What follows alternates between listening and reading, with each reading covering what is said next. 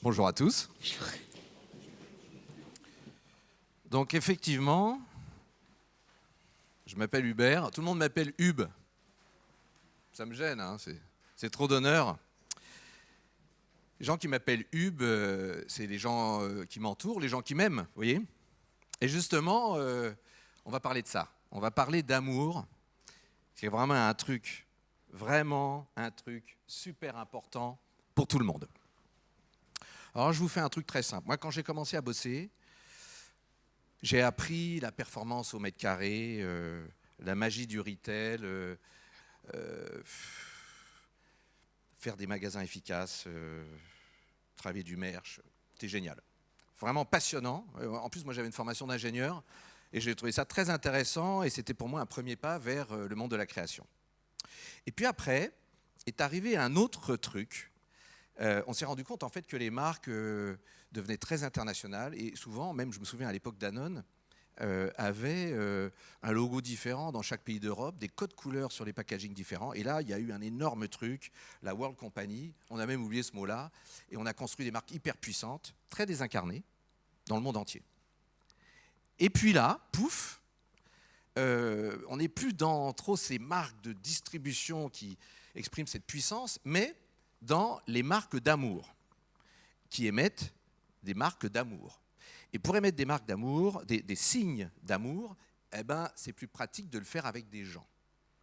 Alors justement, regardez ce post vachement marrant d'une boîte qui s'appelle Foodhall. On va en parler un petit peu après. Et vous lisez « Discover our endless love affair with food ». Ça c'est vraiment le nouveau monde dans lequel on arrive, un monde en pleine mutation, on l'a vu, moi je reviens du CES justement avec Hub, avec moi-même donc, on ressent que ce qu'on a vécu avec le digital, ben c'est rien, c'est pas le centième de ce qui va se passer avec l'intelligence artificielle, ça c'est certain. Donc tout va changer, tous les business models vont changer, c'est déjà en avance, mais surtout, même le profil des entreprises, les rapports des gens avec les entreprises qui les emploient. Je passe par cette étude géniale qu'a sortie Faber-Novel, vous connaissez, Institut de recherche, études, stratégie vachement intéressant, sur le retail aux US. Je vous la fais courte. Ils disent que pour une porte qui ferme, il y en a 5 qui ouvrent.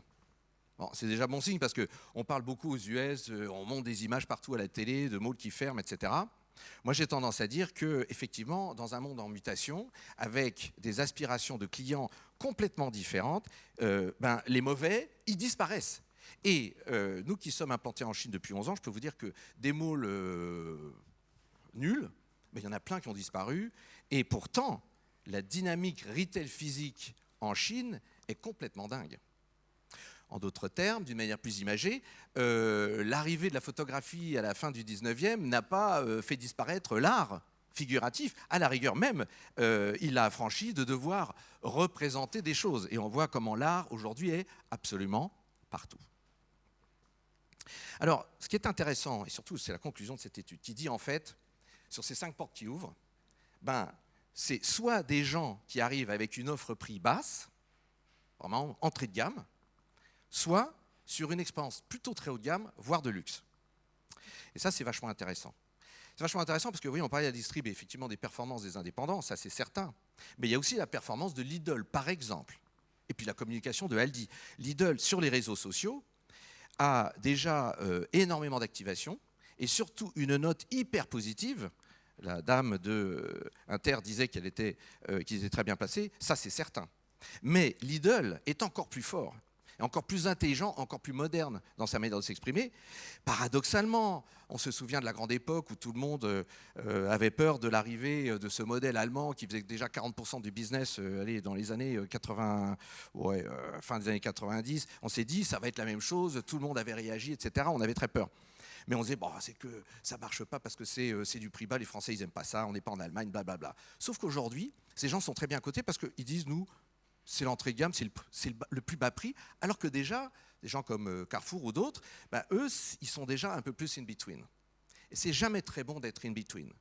Néanmoins, On séduit tout autant en disant « je te fais un petit prix, je t'augmente, j'augmente ton salaire », c'est pareil. Vous augmentez le pouvoir d'achat, vous achetez plus, vous baissez les prix, vous achetez plus. Et de l'autre côté, dans l'expérience, je vis quelque chose de positif. Mais il ne faut jamais confondre et faire trop de différence entre les deux extrêmes, qui sont en fait très proches. Bon, on commence, j'ai plusieurs exemples, j'ai encore un petit 10 minutes, hein, on va dire. Je vais aller très très vite, j'ai pas mal d'exemples à vous montrer. Premier exemple, c'est l'amour de la famille. J'y vais un peu radicalement, on parlait de distribution. La Louve, je ne sais pas si vous connaissez, certainement. Bon, c'est vraiment un mode communautaire. Vous êtes obligé d'être adhérent et vous bossez 3 heures que vous donnez par mois. Vous allez rempoter les rayons, etc. Vous allez dans les réserves. Le magasin est hyper bien tenu. Les prix sont pas chers du tout. C'est incroyable. Vous avez même certains fournisseurs qu'au bon marché, etc. Personne n'ose le dire, mais c'est la réalité. Il suffit d'aller voir. C'est hyper sympa. Et surtout, c'est pas que c'est du bio, c'est pas que c'est pas cher. Les gens, ils adorent ce truc-là parce que c'est hyper sympa. Les gens se rencontrent, ils repotent ensemble, et puis ça discute, il n'y a plus de barrière entre... Vous voyez, c'est une communauté de gens, et Dieu sait si la communauté, c'est un modèle extraordinaire et un modèle de personnes. Et ce qui est génial aussi, c'est que c'est déjà des magasins qui font plus de 10 000 € du mètre et jusqu'à 100 000 € sur le modèle américain à New York. Allez, je vais vite, c'est une vue du magasin.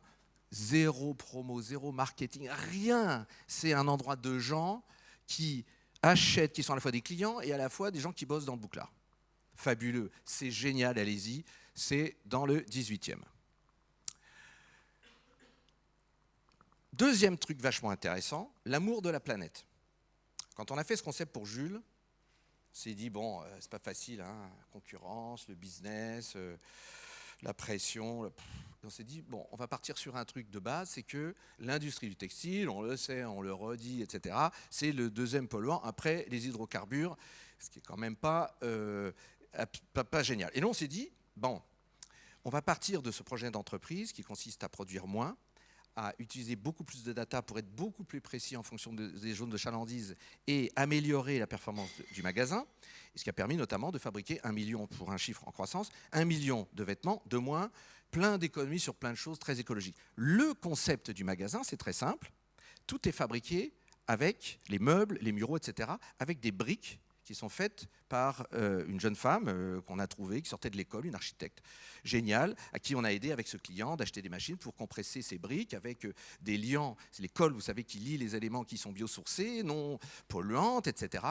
Et on a fait des bouclards juste avec ça. On n'a pas touché les murs, on n'a pas touché les sols, on s'en fiche complètement, c'est fini cette époque-là. Il y avait un joli sol, c'est pas parce que la marque est rouge, bleu, verte, etc. qu'on va dire ah ben non mais moi je veux le sol vert, je veux le truc, ça fait partie de mon concept. Vous voyez, c'est fini les panoplies, les uniformes, on va s'intéresser aux gens. Et donc ce truc-là a cartonné, on a ouvert déjà 7 magasins, 30% de croissance, c'est génial. Et ce qui est génial surtout, c'est que finalement, les gens, ils ont compris le message. C'était le même magasin, la même coque, on ne touche pas la clim, on ne touche pas l'éclairage, c'était déjà bien, on fait déjà bien dans le retail depuis longtemps, et là on arrive avec quelque chose de nouveau.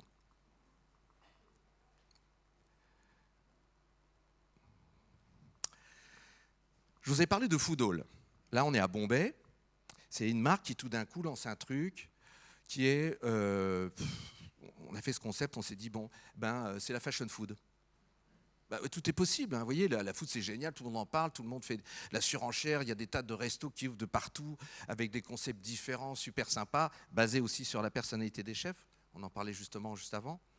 Et là on s'est dit, on va faire un truc super funky pour des gens dans une zone de chalandise relativement riche, et on a fait venir des gens pour vivre un truc complètement dingue, un parcours où vous avez un espèce de club qui est en fait un bar, mais on vend du vin, on comprend rien, il y a de la musique, et puis après vous avez une zone de restauration, mais en fait c'est pas énorme, la moitié c'est des cooking lessons avec des chefs invités, il y a de la musique à donf, et c'est vraiment un endroit de rendez-vous jusqu'à 2h du mat', il y a des gens qui viennent danser, il y a de l'olivologie, l'art de faire des olives, il y a le plus grand truc de chocolat, etc.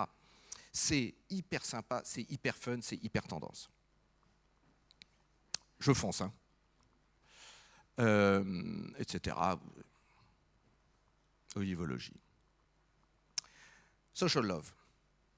Et là, j'insiste encore une fois sur l'importance des gens, vous, dans les entreprises et le rapport différent dans le futur que l'entreprise va avoir à l'égard des gens qui font les entreprises. Parce que, vous savez, j'adore les entreprises, personne morale. Moi, j'ai jamais compris. Je trouve ça génial, c'est presque poétique. Une personne morale. C'est chouette, hein? Sauf que, je vous racontais la petite histoire de Fenty. Moi, j'ai commencé à bosser avec ces gens-là. J'arrivais, j'étais fatigué, c'était un lundi matin, j'arrivais de Chine. J'avais rendez-vous à 20h, bah ouais. Je m'endors. Évidemment, ils étaient en retard. Et Rihanna, elle vient et elle m'embrasse. Vous voyez? Elle m'embrasse, je me réveille, je dis, c'est quand même sympa. Non, enfin, je sais pas, je sais qu'il pleut, mais quand même, qu'il est 13h, sympa. C'est formidable. Et ça, c'est un truc dont je me souviendrai toujours. C'est ça, la force des marques qui sont incarnées par des gens. Bon, évidemment, 80 millions de followers sur Insta, c'est sûr que c'est quelque chose, mais ça reste une artiste et une fille formidable, vous voyez, qui se lève et qui dit « Ah bon, mais il dort, on le réveille », elle se lève et là, pouf, elle me claque la bise. C'est vachement important. Vous voyez, on a présenté la semaine dernière une collection de mobilier écologique qui s'appelle Green Kiss. Pourquoi? Parce que l'écologie, il y a quelque chose toujours d'un peu... on vous donne des leçons, on ne fait jamais assez bien. Ah ouais, mais monsieur, la trace carbone de ci ou de ça. On sait bien qu'on a tout dégueulassé sur la planète, mais enfin, on n'attrape pas des mouches avec du vinaigre. Donc il faut être sympa. C'était le côté kiss de ça. Ce kiss que j'ai reçu, gentiment, par une personne, pas par une personne morale. Donc, c'est tout bleu, c'est super fun. Et là, il y a une vidéo normalement qui tourne. Voilà. Ça, c'est l'ouverture de... c'est les posts qui ont été faits par Vogue, je crois, à l'ouverture de ce pop-up. Hein, bien sûr, c'est une DNVB, hein, c'est complètement digital. Mais il y a des pop-up qui sont très importants et que l'on ouvre à peu près partout chez Selfridges. Et donc, ça, c'est sur les champs. On est aux Galeries Lafayette. Bon, ça, ces lunettes sont vachement bien, je vous conseille. Elles sont absolument formidables. Je prends Karine, vachement, tu dirais vachement bien, je t'assure. Donc, c'est super funky, c'est hyper sympa. Et c'est une marque qui est complètement tirée par cette générosité, par évidemment cet artiste incroyable qui a utilisé son nom de famille, hein, parce que Fenty, c'est son nom de famille, et qui apporte pour moi une dimension complètement nouvelle et une vraie inspiration pour beaucoup de marques. Beaucoup d'influenceurs à court terme peuvent vous servir à booster, à développer de la visibilité, à mettre en avant d'une manière incarnée vos produits. Mais ce qui va se passer dans le futur, et déjà, vous voyez, Walmart commence à le faire, a une politique assez différente vis-à-vis de tous ces influenceurs, c'est qu'ils commencent à les intégrer. Et c'est ça qui est vachement intéressant. C'est qu'à un moment donné, les hommes des entreprises vont réémerger à nouveau pour représenter d'une manière beaucoup plus forte la personne morale dont je vous parlais, etc., etc. Maintenant, je vous parle de préliminaire. Moi, j'adore ce mot. J'adore ce mot parce qu'à côté de l'agence, en sortant, il y a un tout petit fleuriste qui s'appelle Préliminaire. Je trouve ça d'une poésie, d'une intelligence formidable. Et j'ai mis ça pour Sephora. Alors, je vous montre un peu les images. Donc ça a ouvert il n'y a pas très longtemps. Ça, c'est septembre. Oui, Guangzhou.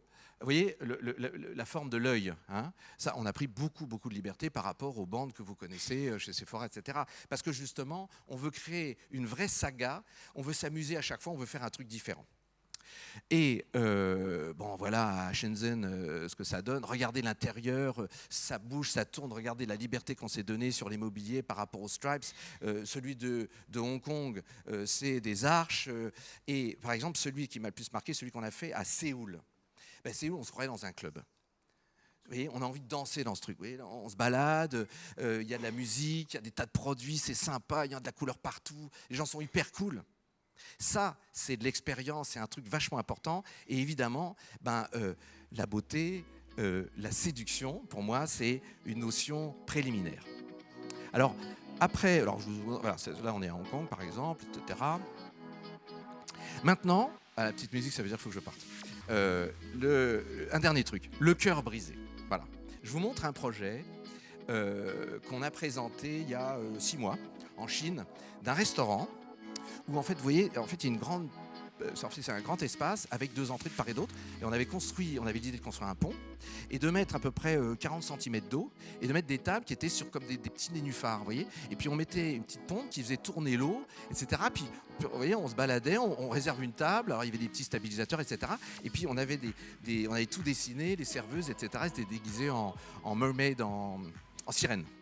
Et c'était vachement sympa, sauf que ça a été refusé.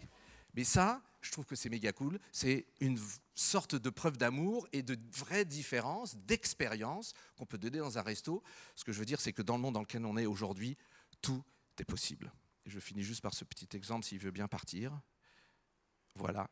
C'est un concept qu'on a développé pour une marque, qu'on a proposé à une marque, qui consistait à dire, en fait, on fait danser les gondoles. Cette technologie, je ne suis pas complètement dingue, cette technologie existe dans tous vos entrepôts. Vous avez des éléments filoguidés au sol, etc. On peut très bien, avec des éléments de sécurité, avec des capteurs de présence, etc., modifier ça, mais vous pouvez avoir à un moment de la journée des gondoles en épi, ensuite des gondoles en rond, etc. Tout est possible. Je vous embrasse très fort.